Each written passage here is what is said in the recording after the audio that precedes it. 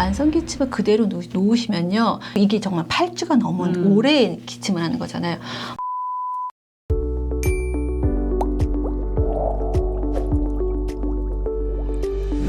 유리님들 안녕하세요. 안녕하세요. 스텔라입니다. 안녕하세요. 영양학 박사 클라라입니다. 박사님, 요즘 여기저기서 이렇게 기침 소리가 네. 굉장히 많이 나고 있잖아요. 이렇게 하는 분들도 고통스러운데 듣는 사람들 역시도 되게 고통스러워요. 네. 근데 이게 감기 같은 감염 질환에 의해서 가장 많이 발생이 한다고 그렇죠, 들었는데요. 기침은. 근데 이게 3주 이상 지속이 되면 감기가 아니라 다른 원인이 있다고 하더라고요. 감기가 아닌데도 기침을 하는 원인은 뭔가 있나요? 감기는 우리가 그 폐나 기관지에 관련된 것만 생각하시잖아요. 그런데 역류성 식도염이나 부비동염 같은 것들도 원인이 될 수 있어요. 그래서 그걸로 인해서 기침을 하게 되는 거가 많죠. 그렇다면 이 기침이 원인이 굉장히 보니까 다양하더라고요. 네. 이 다양한 원인들 중에서 대표적인 원인을 좀 알려주실 수 있나요?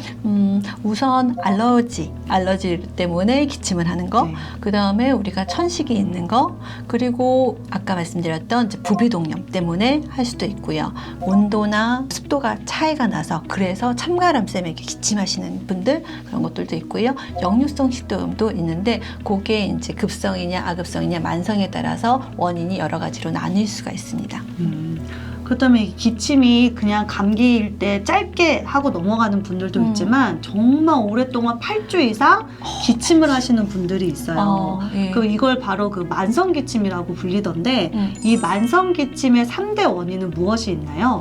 첫 번째는요, 상기도 기침 증후군이라고 해서요, 코나 인후부에 이상이 생겨서 생기는 건데요. 이 원인들은 알레르기성 비염, 만성 비염, 만성 부비동염이 원인이 될 수가 있어요. 두 번째는요, 천식인데요. 호흡곤란이라던가 이렇게 천식이 있으면 쌕쌕거리시잖아요. 이런 것들이 당연히 기침을 만드는데 그런 증상이 없이도 기치면 천식이라는 게 있어요. 계속 기침만 하는 거. 그래서 사람들이 이게 천식인지 모르고 넘어가는 경우가 있고요. 세 번째는요, 위식도 역류로 인해서 우리가 기침할 수 있어요. 이거는 좀 굉장히 낯설죠. 네. 예, 왜냐하면 위나 식도 쪽으로 이제 위산이 올라가면서 기도 끝을 다치거든요. 그래서 그 부분에 대해서 기침, 이렇게 하게 되는 그런 증상들이 있는데, 특히 이런 위식도를 다쳐서 이제 나오는 기침 같은 경우는 만성 기침으로 많이 가는 경우가 있어요. 그렇다면 이게 만성 기침을 하게 되면 처음에는 막 기침이 심하니까 약도 먹어보고 막 여러 가지 방법을 하는데 약을 먹어도 안 들으니까 그냥 사람들이 나중에는 그냥 방치하시는 분들도 많잖아요. 네. 이렇게 만성 기침을 방치하게 되면 어떻게 되나요? 만성 기침을 그대로 놓으시면요, 기침을 한 번, 두 번 하는 게 아니라 굉장히 컹컹컹컹 계속 오래 하고, 이게 정말 8주가 넘은 오래 기침을 하는 거잖아요. 머리가 아파요. 그리고 계속 기침하니까 가슴이 아프고, 그러니까 두통, 흉통 같은 것들이 생기고요. 그리고 기침을 계속하면서 이 방광이 좀 약해지잖아요. 그래서 요실금증이 이렇게 기침할 때마다 찔끔찔끔 요실금이 있으면 굉장히 삶의 질이 떨어진다는 거. 굉장히 내가 실수한 것 같고 자꾸 화장실에 가게 되고 신경 쓰게 되고, 그래서 만성 기침을 계속 방치하시면 안 되고요. 그리고 폐나 또는 기관지가 이상이 생겨서 난치성 폐질환도 생길 수가 있기 때문에 만성 기침 그냥 기침이지 뭐 이렇게 그냥 놔두시지 마시고 꼭 한번 진료를 받아보시는 게 좋습니다.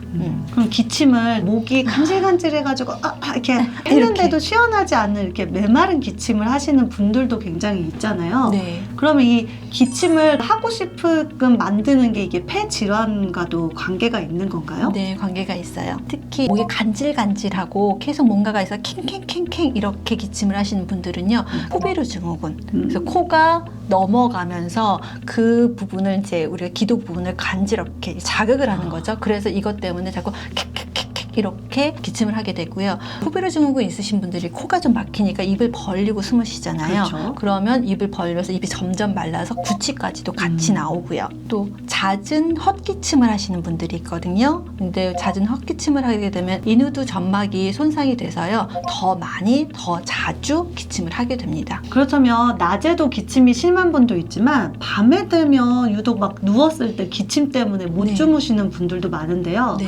밤이 되면 더 더 기침이 심해지는 이유는 뭐가 있나요? 보통 낮에는 우리가 이렇게 활동을 하면서 폐 기능이 원활하게 잘 되는데요.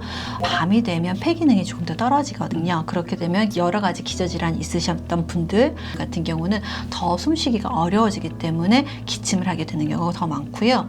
그 다음에 우리가 낮에 있을 때는 이렇게 서 있게 되니까 호흡기 증후군이 있어도 코나 목으로 해서 내려가잖아요. 근데 밤에는 누워서 자게 되니까 이게 축적이 돼요. 그러니까 숨이 잘 안 쉬니까 이러면서 더 많이 기침을 하게 되는 거고요. 그리고 요즘에는 겨울이 돼도 따뜻하게 보온을 하게 되는데 아무래도 이제 밤이 되면 공기가 차가워지잖아요. 찬 공기가 또 이 기도를 자극해서 더 많이 기침이 나게 됩니다. 그래서 낮보다는 밤이 훨씬 더 기침이 잦아져서 같이 이제 주무시는 분이라든가 가족분들이 많이 불편하실 수가 있어요.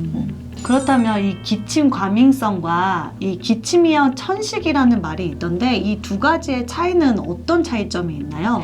기침 과민성은 알레르기나 또는 비염 같은 걸로 인해서 많이 생기는데요.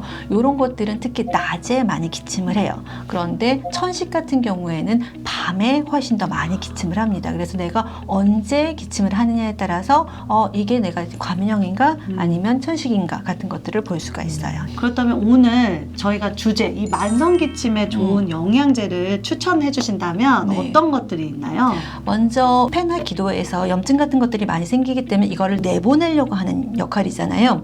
그런 것들을 억제시키기 위해서 염증을 줄여주는 것들. 그래서 NAC를 가지고 있어요. N-아세틸시스테인은 여러분이 잘 아시는 것처럼 글루타치온으로 전환돼서 우리 항산화를 하잖아요. 뿐만 아니라 폐나 기도에 있는 염증 세포를 줄여주고 점액을 줄여주는 역할을 많이 해요. 그래서 NAC를 가져왔고요. 두 번째는 아시다시피 콜세틴.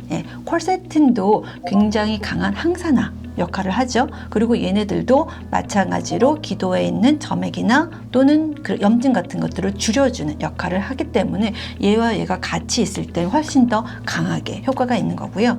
그 다음에 세 번째는 제가 비프로폴리스를 가지고 왔어요.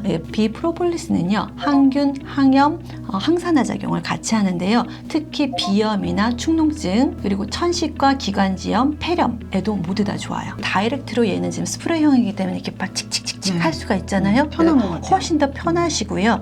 그래서 NAC하고 그 다음에 콜세틴은 우리가 항산화력이 굉장히 높고요. 염증을 제거시켜주고 그래서 폐 안에 있는 점액질 같은 것들, 가래를 없애주는 데 이게 도움을 주는 거고요.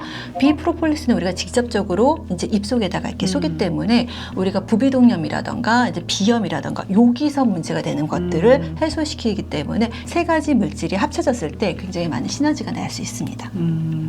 안에서 이렇게 먹어주고 밖에서 뿌려주고. 좋은 것 같아요. 네.